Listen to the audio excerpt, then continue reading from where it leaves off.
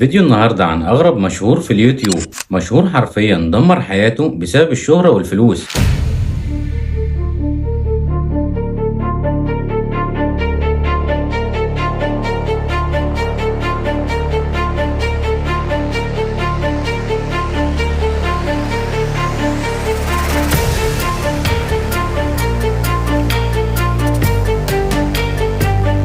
المشهور اللي هنتكلم عليه النهارده اسمه نيكولاس. نيكولاس ده صاحب قناة اسمها كادو افوكادو. الراجل ده فتح القناة واول ما بدأها كان علشان ينزل يوميات لحياته، وبعد فترة وما بدأت ان هي الفيديوهات تتشاف بدأ ينزل مقاطع فيديوهات عن الاكل. المقاطع دي ما كانتش وصفات عن الاكل، لا طبعا المقاطع دي كان فيديوهات هو اللي كان بياكل فيها، وبياكل في المقاطع دي اكل نباتي لان هو اصلا كان نباتي وكان ماشي على النظام ده. وهنا فجأة سنة 2016 نزل نيكولاس مقطع وبيعلن في المقطع ده ان هو خلاص ساب النظام النباتي ومش هياكله تاني، لان هو اكتشف هنا ان هو مجبور على الاكل ده وبيحرم نفسه من الاكلات التانية. المهم باختصار بدأ نيكولاس ينزل مقاطع وهو بياكل اكلات سريعة، وبدأت هنا الفيديوهات اللي هو بيعملها بدأت ان هي تجيب مشاهدات كبيرة، لان موضوع فيديوهات الاكل ده لو فاكرين كان ترند في سنة 2016. وهنا طبعا كل ما تزيد المشاهدات نيكولاس يعمل فيديوهات جديدة وفيديوهات اكتر. المشكلة هنا ان كل فيديو بينزله جديد بياكل فيه كميات اكل كبيره جدا. المهم هنا بعد 3 شهور نزل نيكولاس فيديو واضح فيه جدا ان هو وزنه زاد. مشكلة انتوا متخيلين في 3 شهور بس وزنه زاد بالدرجه دي. وهنا في الفيديو اللي نزله نيكولاس ده كان زعلان جدا